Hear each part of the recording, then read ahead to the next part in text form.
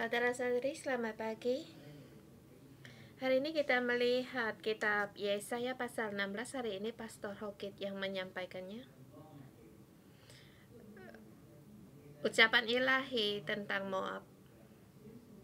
Dari mulai pasal 15 sampai dengan 16, atau tentang ucapan ilahi terhadap Moab.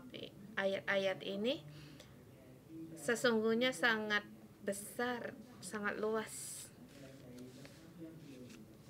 yaitu dari pasal 13 sampai dengan 23.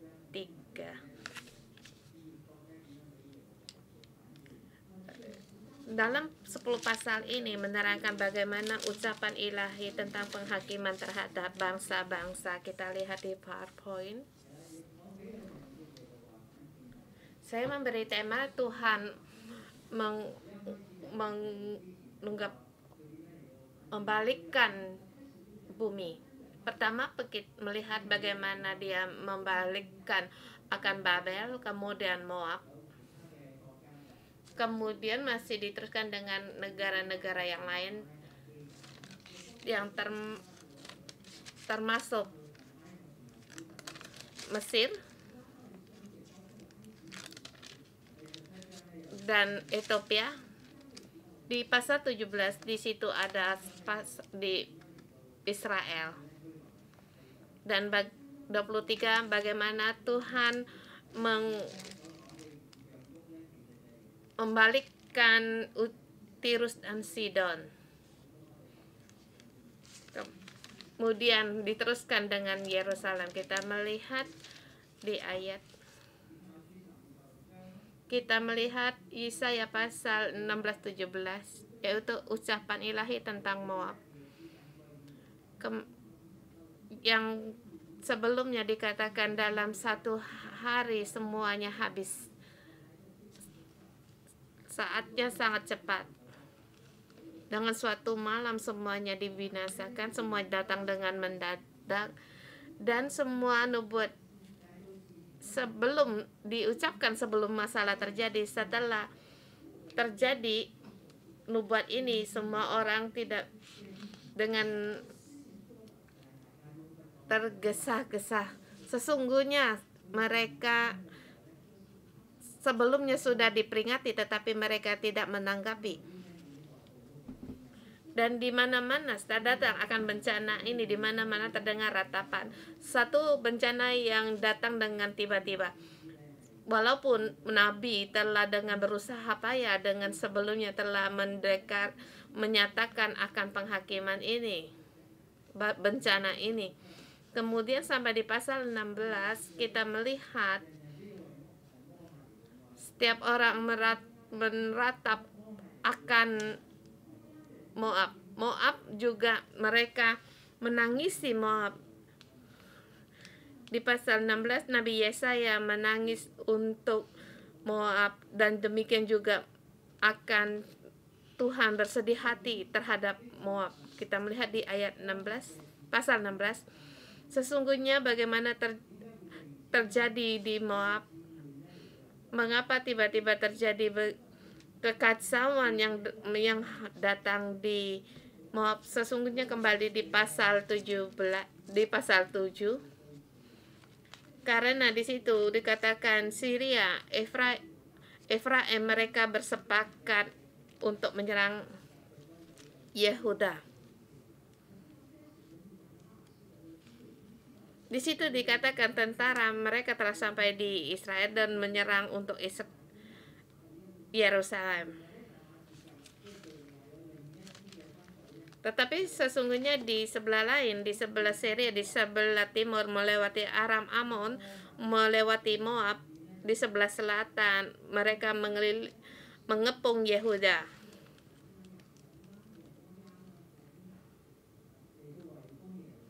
Mereka mengepung Yerusalem. Dari setelah perang ini, Moab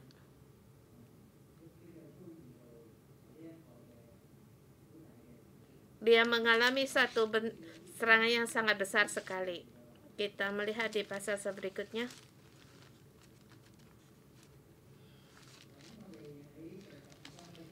kita melihat di pasal 15, kita melihat pada ayat sesungguhnya di bertempat kita banyak tidak mengenal, tetapi kita tahu dimulai dari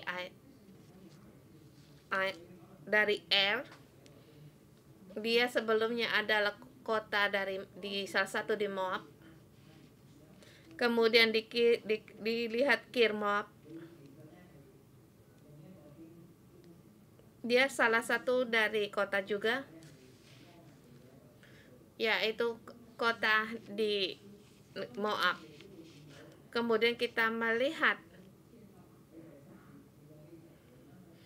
di ayat 8, di situ dekat ada El-Gaim, Bir Elim, dan di situ ada Dimon.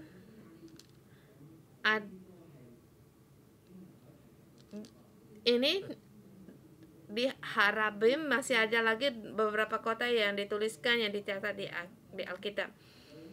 Masih ada di Hatu Horonaim, Luhit Naharaim, Nirnim, Arabim, semua yang tercatat di pasal 15. Kita melihat Moab dan Yehuda, sesungguhnya mereka bertetanggaan. Nasib dua negara ini nasibnya terkait bersama, seperti Syria, Efraim menyerang Yerusalem, bersepakat menyerang kota Yerusalem. Sesungguhnya jalan untuk perang ini melewati Moab. Jadi mereka mengalami ketakutan. Sebelumnya di Yerusalem, Nabi Yesaya telah bernubuat bagi mereka, tetapi mereka tidak mendengar sampai perang terjadi. Seperti satu yang datang dengan tiba-tiba. Di mana-mana ada ratapan, di mana-mana ada orang pelarian, dan banyak sekali orang lewat dari Zoar. Mereka pergi antara Edom dan Yehuda, bahkan melewati Laut Mati sampai ke Yehuda.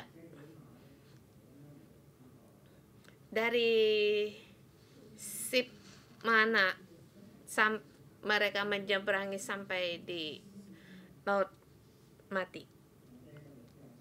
Di ayat 16, di pasal 16, Moab, kamu harus meratap, kamu harus mengandalkan yang maha tinggi di Sion. Di sini dikatakan di Sion ada yang maha tinggi. Di ayat ke-5 dikatakan suatu tata akan ditegakkan dalam kasih setia, dan di atasnya dalam kemah Daud akan duduk senantiasa seorang hakim yang menegakkan keadilan dan yang segera melakukan kebenaran.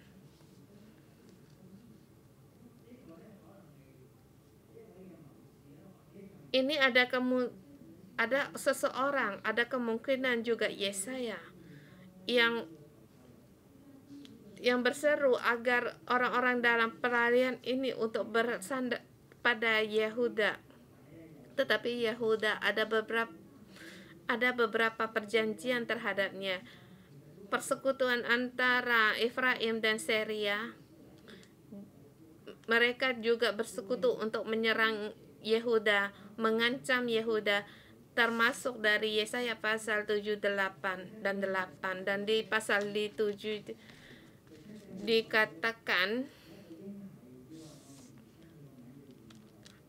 ada seorang putra yang lahir yang namanya adalah Immanuel. Di pasal 9 dikatakan ada tunas yang akan tumbuh, segala beban Anda diletakkan pada pundaknya, yang namanya disebut penasehat ajaib, Allah yang perkasa, Bapa yang kekal, Raja damai. Allah yang perkasa, Bapa yang kekal, Raja damai. Di dalam kesusahan dalam negara, Tuhan memberi satu janji, aku akan memberi kamu seorang raja yang berkuasa atasnya, yang bertata di atas tatanya, yang akan mem- mem- yang akan menegakkan kerajaanmu. Sampai 16 juga di sini sama dengan ini adalah janji yang diucapkan bagi Yesaya. Ayat 11 di pasal 11 juga itu adalah janji bagi Yehuda, yaitu tunggul. Tunggul, mengapa dikatakan tunggul? Tunggul yang atau sebuah sepot pohon yang ditebang, di tunggulnya itu akan tumbuh tunas. Dia akan berakar di bawah dan akan tumbuh dan berbuah. Roh Tuhan ada padanya, penuh dengan Roh Tuhan yang mengadakan pengadilan dengan adil.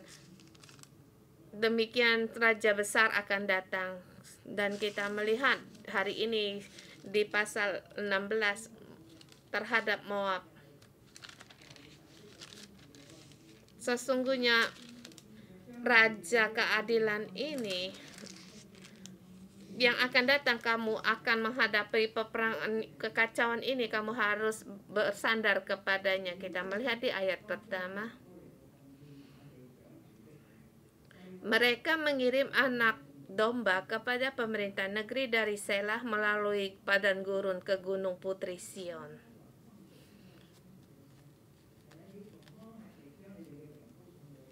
Yaitu melalui Moab mengirim akan anak dombanya ke gunung Sion yang mengharapkan perlindungan dari mereka. Sebelumnya dikatakan penduduk seperti belalang, mereka yang seperti orang pelarian, sampai kepada mereka seperti burung yang lari terbang. Mereka dari Dimon yang terbang ke sana ke sini karena tentara sudah datang. Mereka seperti sarangnya yang burung yang terjatuh. Anak-anak burung yang belum bisa terbang juga harus terbang. Oke, kalau kita melihat bagaimana perang Rusia dan Ukraina pada saat perang terjadi, banyak sekali mereka membawa anak-anak mereka untuk melarikan diri sampai ke Poland.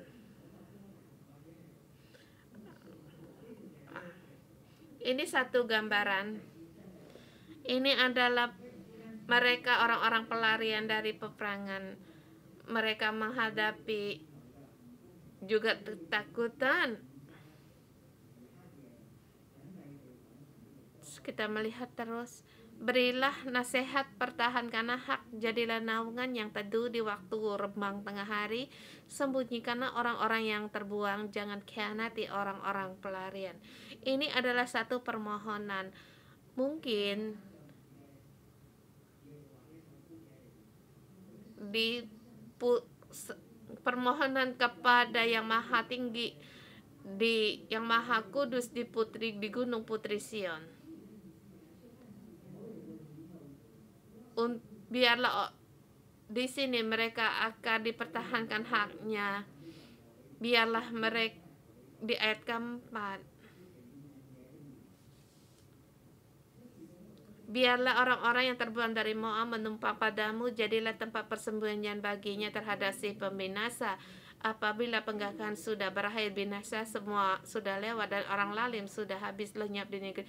Ini ada seseorang yang berbicara yang terhadap Moab. Kalau dari segi ini kita melihat dia adalah Nabi Yesaya atau salah satu pemimpin dari Moab yang melarikan diri di gunung Sion. Dia memohon agar Yehuda mengizinkan mereka untuk tinggal bersama. Orang-orang yang diusir dan orang-orang pelarian agar mendapatkan tempat persembunyian. Di ayat kelima ini Yesaya lebih lagi menegaskan akan nubuatnya, yaitu ada seseorang yang akan berkuasa di Gunung Sion, karena yang ditegakkan oleh kasih setia Tuhan.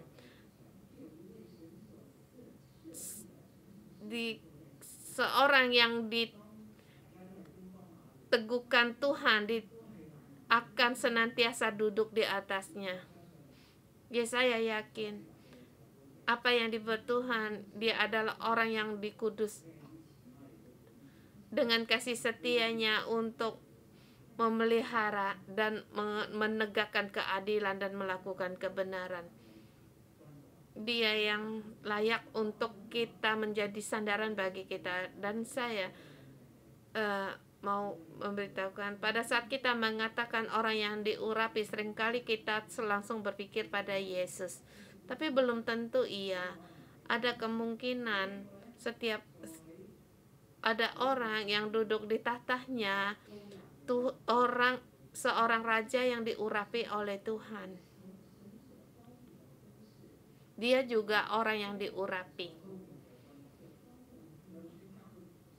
Termasuk Saul juga iya. Jadi pada saat Daud ada kesempatan untuk turun tangan, dia berkata, bagaimana aku menurunkan tangan untuk membinasakan orang yang diurapi Tuhan. Keturunan yang bisa duduk di atas tata Daud itu sesungguhnya adalah yang diurapi Tuhan, yang dipenuhi roh Tuhan, tetapi pada dia sendiri harus mencari Tuhan. Dan dikatakan ada keturunan Daud yang duduk di atas tanahnya, yang mencatat akan hukum Taurat, dan juga dia yang harus menegakkan segalanya ini. Dia menjadi penghakim, jadi hakim. Dia dipanggil sebagai akan raja besar, ya, yang disebut dengan Tuhan dalam kasih, yang akan menegakkan keadilan, mengadakan penghakiman seluruh bumi.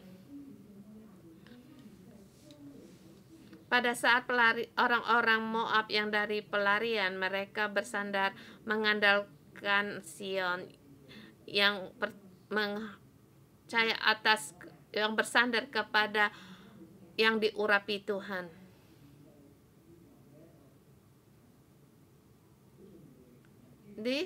Seterusnya kita melihat itu alasan mengapa negara yang harus dibinasakan. Orang Moab angkuh, mereka congkak. Di ayat ke-6 dikatakan, kami telah mendengar tentang keangkuhan Moab, alangkah angkuhnya dia, tentang kecongkakannya, keangkuhan dan kegemasannya, dan tentang cakap angin yang tidak benar. Apa yang dimaksud dengan keangkuhan? Ini adalah masalah dari orang Moab, dan juga ada masalah di kita setiap orang. Nanti saya akan kembali menerangkan masalah ini, mengapa saya bilang setiap orang. Dosa yang paling banyak yang mudah dilakukan yaitu kesombongan. Setan juga demikian. Sejak jatuhnya setan, Adam dan Hawa, mereka terjatuh karena diakibatkan dari kecongkaan. Kecongkaan kamu dan aku juga ada, termasuk kita tidak mudah untuk diremehkan orang. Pada saat kita diremehkan orang, kita merasa rendah diri. Sesungguhnya ini adalah keangkuhan kita.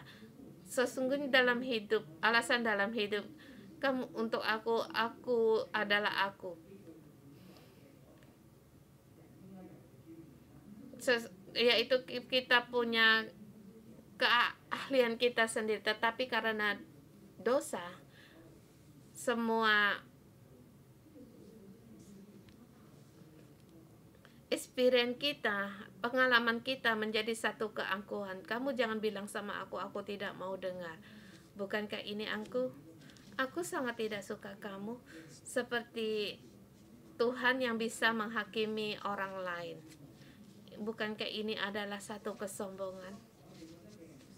Pada saat kita merasa diserangi orang, kita dengan alasan yang dibesar-besarkan dengan keangkuhan kita, kita menjadi orang yang rendah, tidak percaya diri, kita menjadi orang yang pengecut, maka kita adalah orang yang sombong.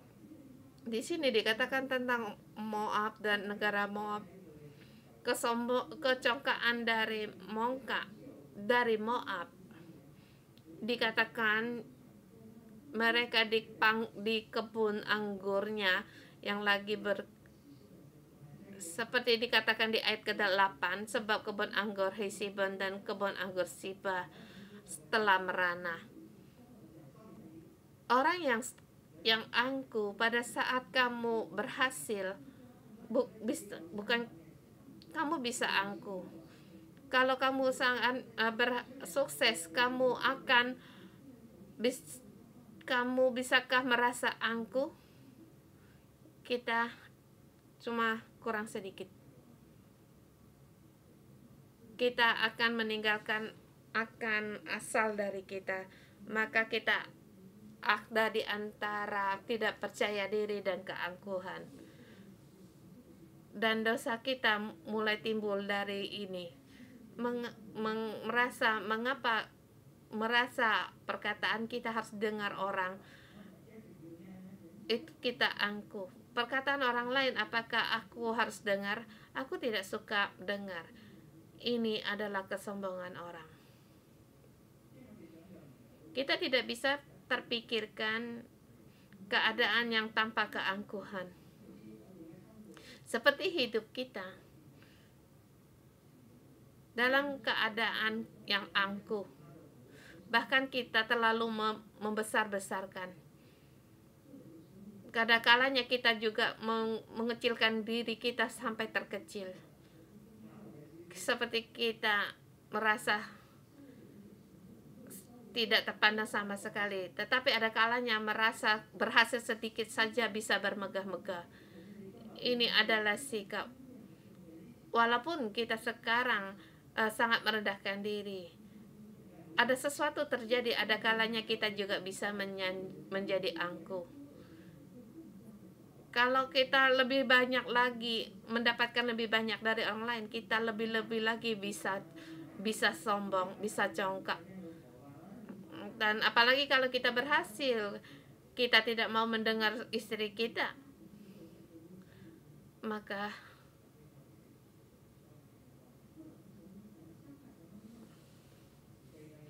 ada kalanya kita juga bisa terbalik. Kita bisa sombong, dan ada kalanya kita juga bisa sampai tidak percaya diri, rendah diri. Ini juga yang adalah masalah juga orang Moab. Orang Moab meratap, setiap orang meratap, menangis. Setiap orang yang telah diucapkan Tuhan nubuat terhadap mereka, mereka tidak mau mendengar. Mereka lebih suka mendengar perkataan manusia. Jadi di sini mereka sangatlah menangis pada saat penghakiman Tuhan datang. Di ayat ke-8 dikatakan para pengusaha bangsa-bangsa telah memotong pohon-pohon anggur yang terbaik. Dipotong berulang kali.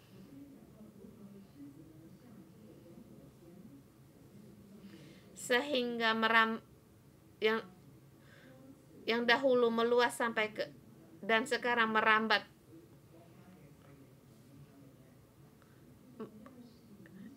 Ini adalah pengaruh dari kekuatan negara lain.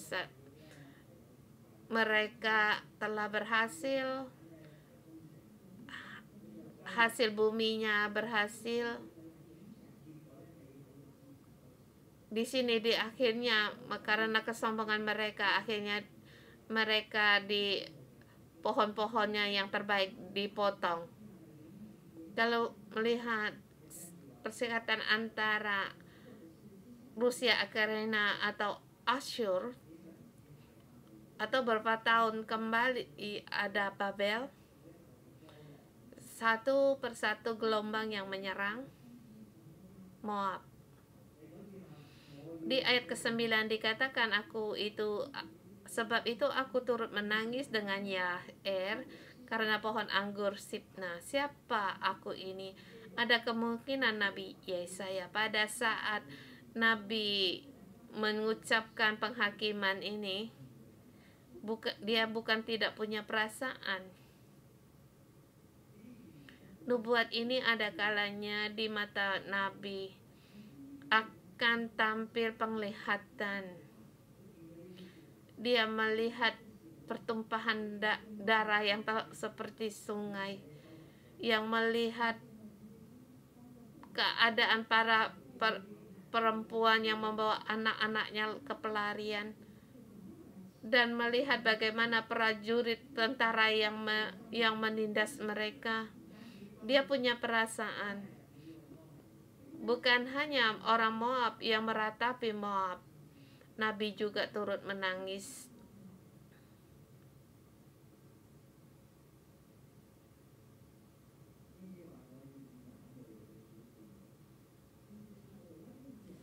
Nabi berkata, aku mau membasahi engkau dengan air mataku. Nabi dengan air matanya membasahi Moab. Bersedih karena bagi Moab, karena musuh menyerbu dengan pekik pertempuran. Sebenarnya ini masa panen, tetapi saatnya sekarang, yaitu pada peratapan, seperti telah hilang lenyap sukaria sorak-sorai. Dikatakan, batinku tergerak melihat keadaan di Kir-Heres. Seperti Yesaya menerangkan akan keadaan batinnya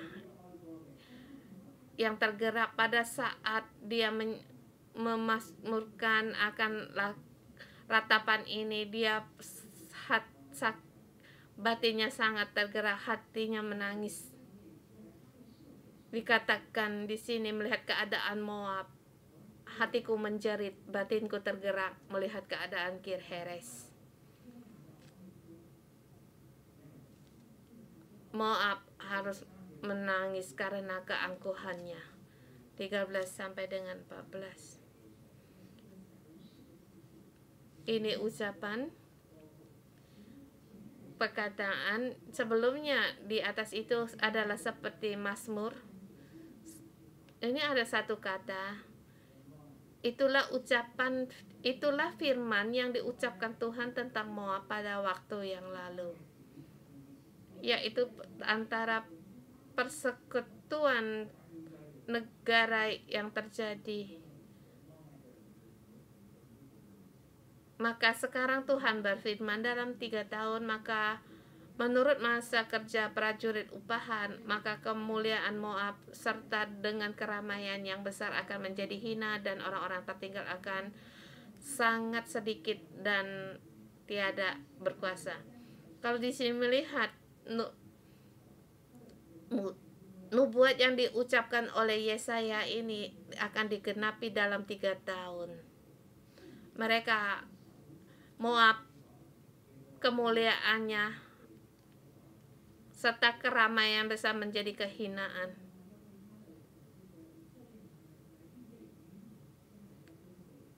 Tuhan menyediakan tempat bagi umatnya untuk kembali. Sisa dari Moab sangat sedikit yang tertinggal. Walaupun mendengar ucapan Yesaya yang mau menegapi, walaupun di mana mereka di tempat jauh, pada saat mereka mau untuk mengandalkan Tuhan,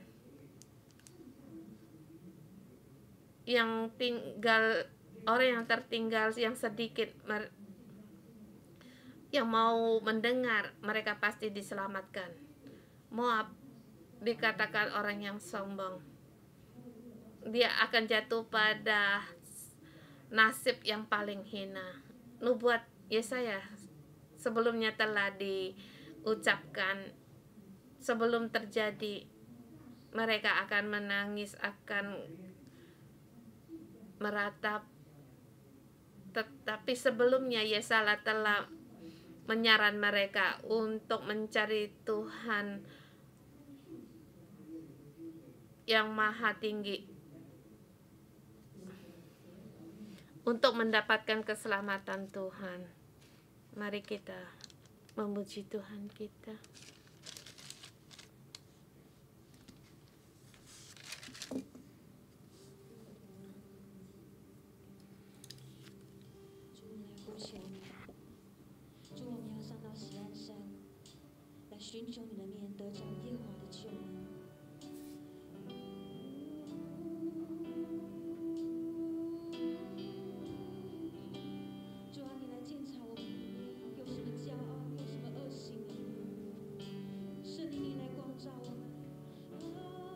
Roh Kudus, mohon Engkau menerangi kami.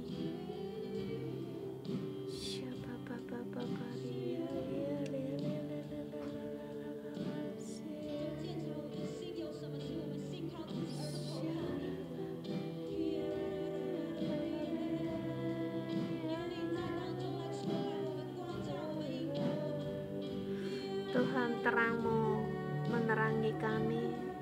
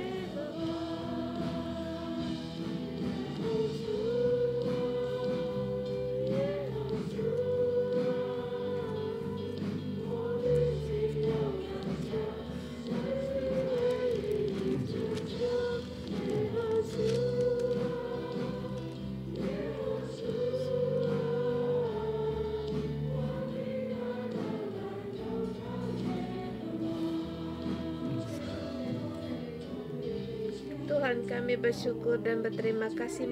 Kami memuji Engkau. Engkau yang menyelamat kami, sehingga kami bisa datang di hadapan-Mu, menyembah Engkau. Tuhan, di dalam perjalanan kami yang Engkau menjaga kami. Kami adalah umat pilihan-Mu. Saudara semua, mari kita bersyukur. Kita bersyukur memuji Tuhan atas keselamatan yang diberikan kepada kita. Kita jangan seperti orang Moab. Tuhan telah memberitahukan pada kita Dia akan menjaga kita, tetapi kita dengan kesombongan maka haruslah kita untuk bersyukur dan berterima kasih kepada Tuhan. Jangan pakai akan kesombongan kita. Tuhan, terima kasih atas kasih setia-Mu. Terima kasih hidup kami adalah keselamatan dari Engkau. Tuhan, pada saat Engkau menyelamatkan kami, mata kami hanya tertuju pada Engkau. Karena Engkau dalam hidup kami, Engkau menyelamatkan kami, menyelamatkan hidup keluarga kami. Tuhan, kami bersyukur dan berterima kasih. Tuhan, dari sepanjang tahun Engkau telah memberitahukan kepada kami, Tuhan, Engkau Allah yang penyelamat kami. Tuhan, Engkau menyelamatkan kami, Tuhan, atas persediaan-Mu di atas segala sesuatu. Dalam masa pandemik pun Tuhan, Engkau menjaga kami karena Engkau memberikan damai-Mu kepada ini semua adalah karena anugerah-Mu. Dan juga pandemik ini makin mereda. Semua ini bukan kebetulan, tetapi semua ini adalah anugerah dari-Mu. Tuhan, kami berterima kasih. Tuhan, hati kami ada kalanya kami lupa untuk bersyukur. Ada kalanya perasaan kami kami bermain dengan perasaan kami sendiri. Tuhan, Bapa, Allah Bapa, belas kasihanlah pada kami. Tuhan, kami bersyukur, kami berterima kasih atas kasih setia-Mu kepada kami setiap orang. Terima kasih Engkau memberikan kesempatan kami untuk bertobat dan kembali lagi. Terima kasih atas firman-Mu setiap kali memperingatkan kami agar kami tidak jatuh dalam keangkuhan, jatuh dalam kesombongan. Tuhan, tetapi kami ada kalanya kami sombong, kami angkuh, tetapi kami tidak terlihat, kami tidak melihat. Roh Kudus, kami mohon Engkau, kami menyambut Engkau. Roh Kudus, kami perlu akan terang-Mu untuk menerangin kami. Bukalah mulut saudara semua untuk mohon kepada Roh Kudus untuk menerangkan kita. Tuhan, aku ini sombong, aku ini angkuh, aku hanya melihat keangkuhan orang lain. Tuhan, aku tidak mau seperti orang Moab. Aku tidak mau hanya melihat keangkuhan orang lain, tetapi aku mau melihat keangkuhanku sendiri. Mohon Roh Kudus Engkau menerangi aku. Aku tidak mau untuk terus menjadi orang yang angkuh. Aku tidak mau terus dalam keadaan begini. Tuhan, kami mau membuka hati kami. Saudara semua, beritahulah pada Roh Kudus. Roh Kudus, aku perlu akan Engkau dalam kegelapan ini. Tuhan, terangi kami. Aku tidak mau angkuh, aku tidak mau congkak. Roh Kudus, terangilah kami. Lepaskanlah aku dari keangkuhan ini. Lepaskanlah aku, tolonglah kami. Hanya terangi kami agar kami bisa melihat akan Engkau, agar kami tahu akan dosa, agar kami menjadi benar, agar kami tahu ada penghakiman. Datanglah Roh Kudus.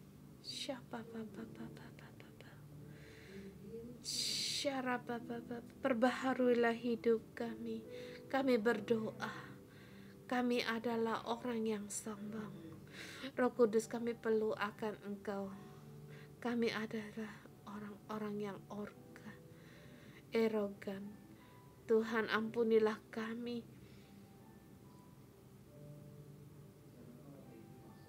Tuhan, pada saat kami merenungkan hidup kami, di dalam kami banyak sekali keangkuhan. Kami hanya melihat orang lain ada masalah. Orang lain tidak mendengar apa yang kami omong. Orang lain tidak melakukan apa yang kami, menurut yang kami perintahkan. Kami tidak merasakan akan perasaan orang lain. Kami selalu merasa setiap salah ada pada mereka. Kami selalu merasa diri sendiri benar, pendapat sendiri benar, perasaan itu yang benar. Merasa orang lain tidak memahami kami dan menimpahkan segala kesalahan ini pada mereka. Tuhan, sungguh dalam hidup kami sungguhlah angkuh. Tuhan, dari keangkuhan ini membuatkan banyak sekali menyakitkan orang lain.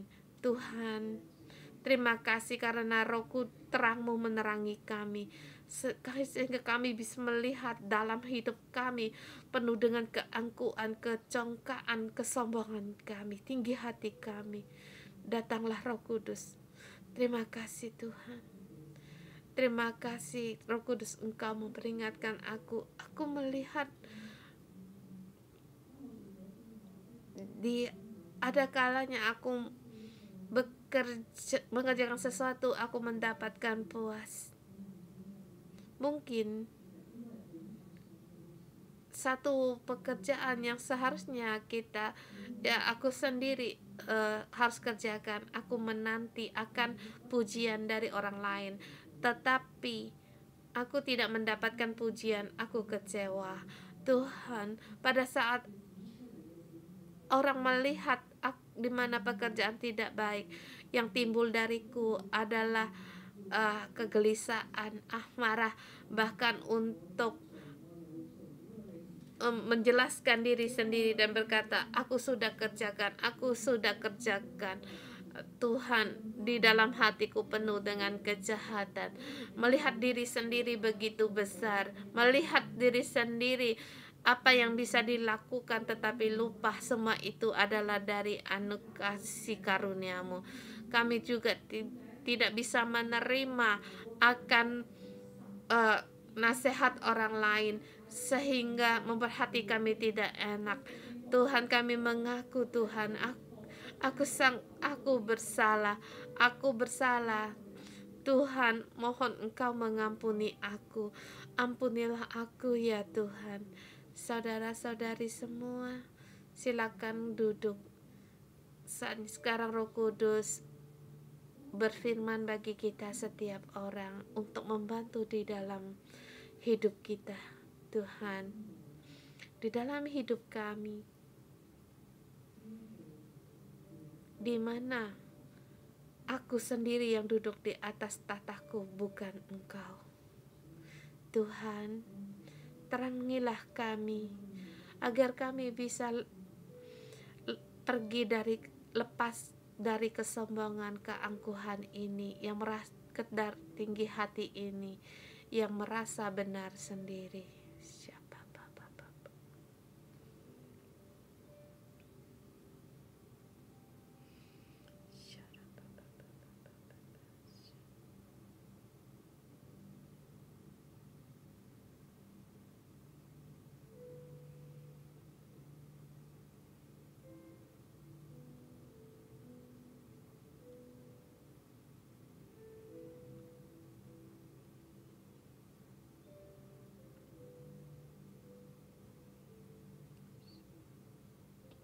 Tuhan, selamatkanlah kami.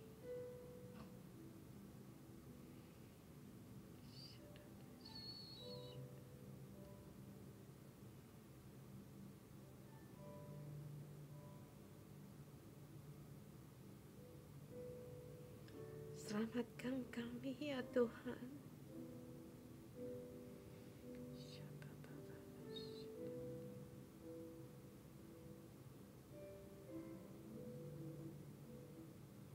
Pada saat Roh Kudus menerangi kamu, bukalah mulutmu. Akui kesalahanmu.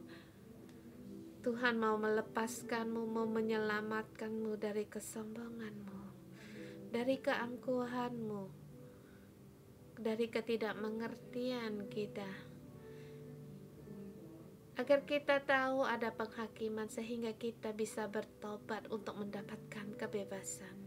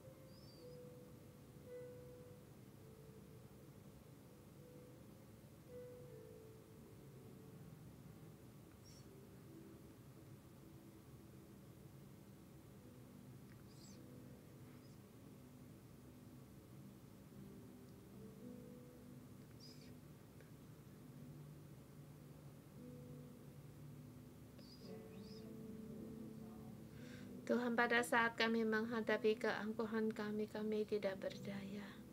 Seringkali tidak berdaya, Tuhan.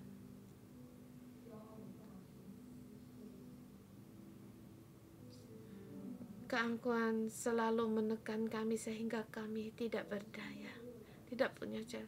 Tuhan, saat ini kami berseru kepadamu.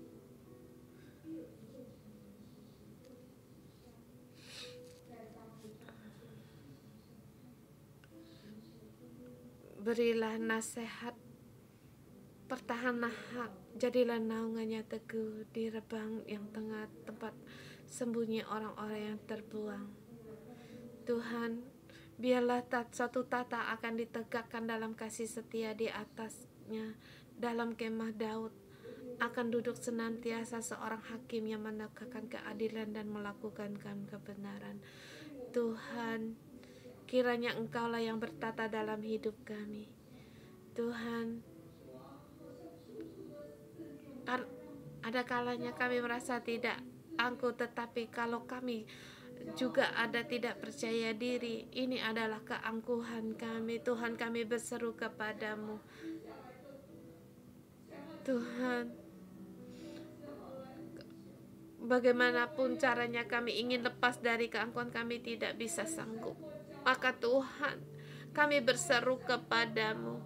Berseru padamu ya Tuhan, hanya Engkaulah satu-satu yang bisa mengatasi akan keangkuhan kami. Tuhan, kami seperti orang-orang yang pelarian yang datang kepadamu Tuhan. Tuhan, tolonglah kami, selamatkanlah kami. Engkau pasti akan menyelamatkan kami. Saudara semua, peganglah pada Yesus, Dia yang menang atas keangkuhan. Peganglah Dia, pegang erat pada Tuhan. Tuhan, selamatkanlah aku, selamatkan aku. Aku tidak mau jatuh dalam keangkuhan. Selamatkanlah kami setiap orang, selamatkanlah negara kami dari keangkuhan. Kami tidak mau jatuh dalam nasib ini Tuhan. Dan Hong Kong di masa karena ada kekacauan juga, ini adalah kesombongan kami. Kami adalah orang-orang yang angkuh. Tuhan, kami adalah orang yang congkak. Sekarang kami datang untuk bersandar kepadamu. Pandemik bukanlah yang kami takutkan. Bukanlah seperti demikian juga negara kami, tidak ada satupun yang kami takut.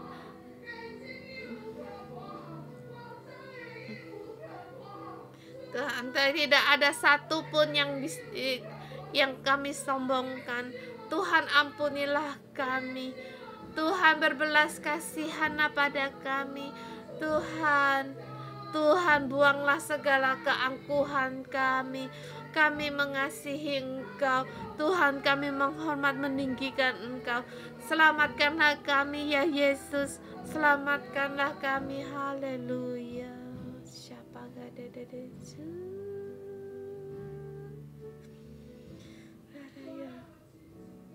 Tuhan, kiranya kami dengan berpegang erat untuk mengikuti Engkau setiap saat.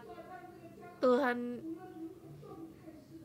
bagaimana besarnya keangkuhan ini menggoncangkan kami. Tuhan, kami mau tetap merendahkan diri untuk mengikuti Engkau di setiap waktu, di setiap saat, dimanapun Tuhan. Saudara semua, kita mengikuti Tuhan. Roh Kudus yang memimpinmu. Dengarkanlah Roh Kudus setiap saat. Selalu berada di bawah sayapnya Tuhan. Keangkuhan